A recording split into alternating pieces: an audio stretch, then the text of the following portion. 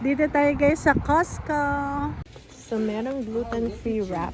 Yes, May I try one? that is Thank you. beautiful. Thank you.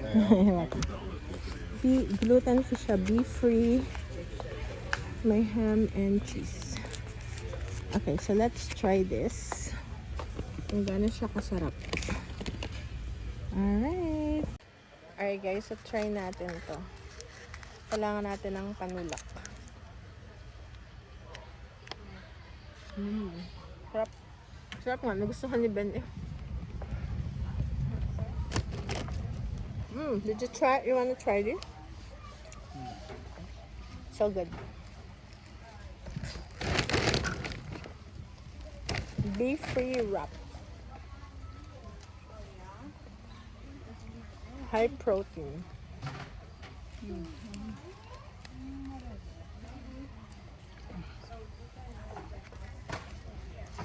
Yan si Ben kuya. Okay guys, papauwi na kami.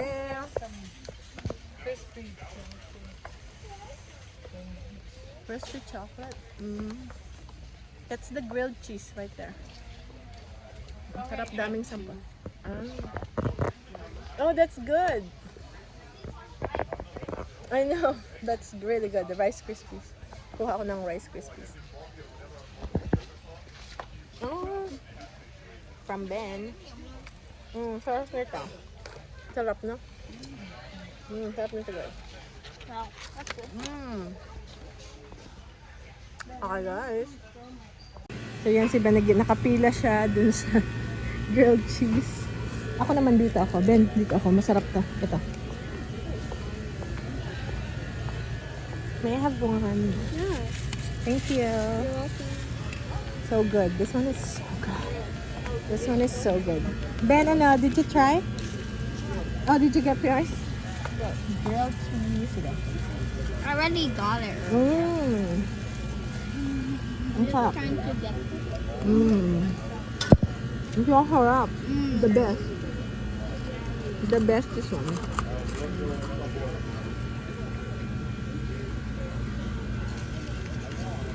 Bago tayo umalis, kainin natin yung gusto natin kainin. Daming tao. Kakakain pa niyang si Ben, ha? Kakakain pa yan. Ang takaw ni Ben. Busog na busog pa yan. Fita yan. Fita with pepperoni. Naku po, inubo na. Inubo na. Kailangan ng pantulak. Pantulak. Pantulak. What fita? Ben, ano na naman yan? What is that? fruit jerky. Ah, okay. It's not sweet, ha? Just a warning. Very sweet. Very what? Sour? Taste it. What? I had this. I had one before. Taste it. Mm. Not sweet. Yeah, it's good. It's like Sweet. natural. No sweetness. Just pure like fruit, you know? Ang dami na namin, guys. Too sweet. Too sweet for you si Ben kasi hindi siya ano. Ayaw niya ng matatamis masyado.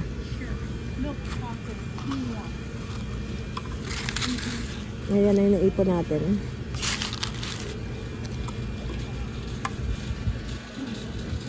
Okay. You can choose different colors. Alright guys, so kakarating lang na. Hindi ko alam, butas pala to. Butas pala tong aking kilikili. Okay guys, so kakarating lang natin. Galing sa Costco. So ito yung napamili natin. Bumili rin ako ng bath rug. Ito guys.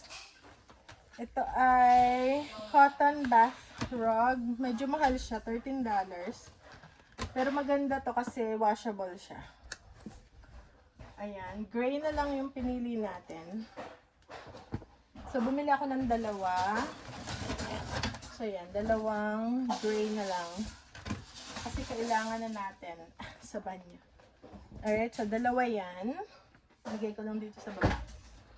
And then, ito yung paborito ng asawa ko na Michigan cherry barbecue chips. Ito ay $5.99.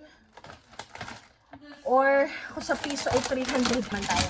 Ba't ako nagko-compare? Kasi guys, meron guys. Alam ko wala naman ang iba dito. Walang tinda sa Pinas. Kaya lang yung iba, pag sinabi kong dollars, ganun din ako pag may pinapanood ako na may pinapanood akong vlogger sa Japan. Para pag sinasabi niya na 5 yen or 500 yen, hindi ko maintindihan.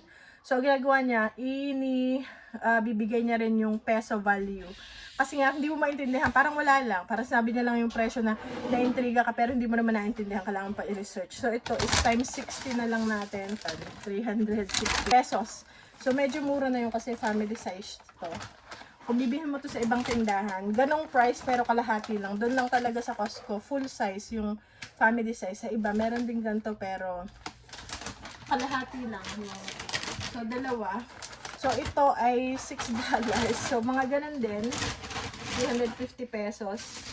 Ito namang bread, buy one, get one siya. So, parang, magkano ba ito? Parang $3. So, parang ganun din. 350 yung dalawa. Ayun yung ating unang box. Okay. Ito naman, pinya. From Del Monte siya. Kasi lahat naman dito ng pinya is from Del Monte. So, ito yung pinili ko. Yung hindi siya sobrang hinog. Yan. $2.99 or parang 180 pesos. Pero mas malaki to kaysa dun sa last time kong nabili. Tapos itong baking soda, ginagamit ko ta guys, pagka naglalaba ako, nilalagyan ko, ni-sprinkleran ko nito. Pwede rin tong pang bake. Pwede rin siya sa pool. Marami siyang uses. Actually, meron akong book nito, 100 uses of baking soda. So, aray na po, ang bigat kasi nito guys. Ilang ano to? 6.12 kilos. So, 13.5 pounds siya. And siya guys ay, tumaob yung akin. $9 or 450 pesos. Sabihin natin 500 na, 500 pesos. Pinalitan ko yung organic eggs ng cage-free egg. Sabi kasi ng iba, mas maganda raw ang cage-free kaysa organic. Tsaka mas mura siya, $2.89 lang. Samantalang yung organic, $7, diba? Ang pagitan, $5. So, ito ay parang 170 pesos lang. 2 dozens, 24 pieces na siya. Okay. Tapos yung milk, 12 yata to. Ito yung milk na kinukuha natin.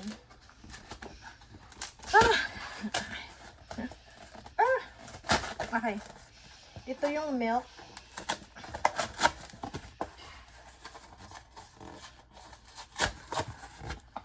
Okay, so parang $4 isa. 6, 12, 18, 24. 240 pesos isa, half gallon. Guys. Pero maring sa Pinas, kung meron kayong ganito, baka ibang price kasi nga, ibinibase nila yung kanilang price according sa location. Okay. So, ilagay ko lang sa ref. Cage-free eggs. Tama, wala na pala akong eggs. Dadalawang piraso. Okay, ito guys, chicken is $10 lang or 500 pesos. Or 600 pesos. Itong dalawa. Parang namurahan ako dun. Okay. So, nagpapaluto na actually si Ben nung nakita natin. Adobo! So, adobo to guys. Adobo at ayun, ang mahal talaga dito guys sa Amerika is baka. Mahal talaga ang baka. Especially yung ganitong pot roast. Pang pot roast siya. So, makakadalawang luto ako nito. Ito $50 or 3,000 pesos. Ito, isang ganito. Pero marami siya. Makakadalawang luto nito guys. Pot roast. Yung ating ginagawang parang stew. Ganun. Yun ang ating meat. Yung mahal. Mahal yung meat. Ito naman gustong itry ng asawa ko, half and half para sa kape niya. Pwede rin itong gawin na butter. Actually, sobrang taba ng milk na to. Sa dalawa. Hindi ko alam kasi yung asawa ko yung kumuha yan. Dito ako nagulat sa hotdog na to. Actually, this is Dinner Franks. Meron siyang 15 pieces. $17. Ang mahal. So, gagawin natin hati na. Kasi minsan yung mga bata, crave sila ng hotdog pag wala agad akong luto. Hatiin ko to. And then, i-freeze ko yung kalahati. Alright. Medyo mahal to. $17 times 60. Halos 800 pesos. Pero, as I've said, hindi naman siya pare-pareho. Yun lang ay yung para malaman na iba, magkano yan sa peso, okay? blueberry and crunch. Ito, $15 to 14 something. So, sa $15 na lang. O, times 16 nyo na lang yun, guys. Siguro, mga 800 pesos. Ganyan. Okay, itong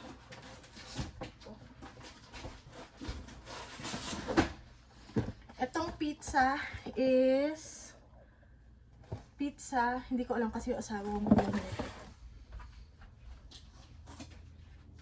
So, ito ay $9. Dip siya. Yung may chips kayo, didip nyo. Parang snacking. Ano to? Spinach, artichoke, parmesan. So, ito yung laging kinukuha.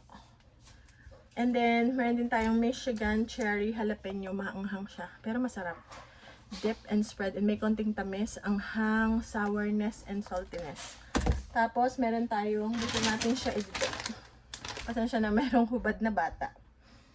Ito naman is, ito yung paborito ng asawa kong sardines. Magandang brand to, guys. Wild Planet. Is Wild Pacific Sardines. Alam ko, ano to, $10 or 600 pesos. Kung bibilihin mo tong tingi-tingi, kasi nga wholesale, kaya parang mura. Pero kung bibili mo siyang tingi-tingi.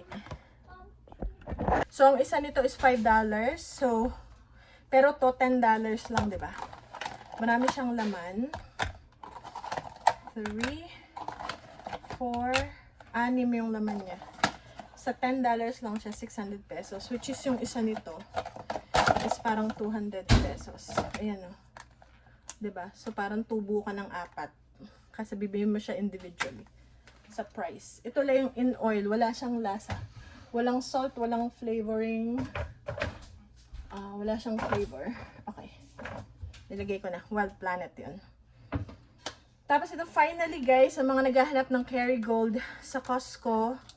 Kasi doon meron doon salted lang. Ngayon meron na silang unsalted, which is ang isa nito sa Walmart is $5 na ata. So parang $20 worth siya, pero doon is $13.49. O diba? Parang 700 pesos 4. So kakatipid pag marami. And then meron din tayong Parmesan. Siguro to is hindi ko alam, $7. Parang 350 pesos or 400 pesos. Ito rin paborito ng asawa ko. Bumili na ako ng isa kahit meron pa kami. And then, meron din tayong basmati rice. $20 to or 1,100 pesos. Kung sa pesos guys ha. Ayan, may langaw. And then, ang isa ko pang pinunta doon ay ito guys. Talagang pinunta doon. Tapos since namili na rin kami kasi ang tagal namin hindi nakapunta sa Costco kasi nga umuwi ako ng Pinas. And then before nun hindi rin kami pumunta masyado. Eh ito talagang utility rack. Ito sa online, tinignan ko is $35 doon. Is $30.99. So tipid ng $4 kung hindi sa online. Ayan guys. So, bumili tayong dalawa. At saka yung mini rack. Nasaan ko yun? Ito. At saka yan. Parang ganun lalagyan. Ayun o. $10 naman yan. 10 ang laman. That is cheesecake. Cheesecake. Say hi. Big boy. Big boy. Don't be shy. Shy siya guys. Ayan lang guys. Okay guys. Ilagay ko na to sa aking ilagay na sa ref. And then, see you guys later. Hindi ko alam, butas pa ng aking kilikili. Butas ang kilikili. Charge ko lang tong telepono ko. Telepono. Dito tayo sa mali. Sa ating second house. Dito rin. Ayan. Lagyan ko rin ng ilaw. Magcha-charge kasi tayo. Ay, kalama. Ayan, guys. So, yung storage rack, nasan yun? Meron pa isa dito, isa sa bahay. Parang ganito siya. Ito. So, dito ko siya lalagay. Tapos, ilagay ko tong puting cabinet na to sa bahay. Palipat-lipat ang ating mga gamit. Okay, guys. See you later. Tapos mamaya, magcha-charge ako. Magpipicture-picture tayo nung ating mga Magpipicture-picture tayo ng mga paninda natin kasi kailangan ko siya i-ano sa eBay. And all that. Lagay ko siya sa eBay. Hindi ko talaga alam, butas pala yung kilikili ko. Wala mang nagsabi sa akin na butas pala. Aray ko po, tunay ka. Alright, ang init. Mainit ngayong araw na to. Minsan malamig-lamig, minsan ano. Okay. May pinuntahan lang kami kaninang umaga. And ita-charge ko lang to, guys. Sino yun? Not now. Alright, guys. See you later. Bye!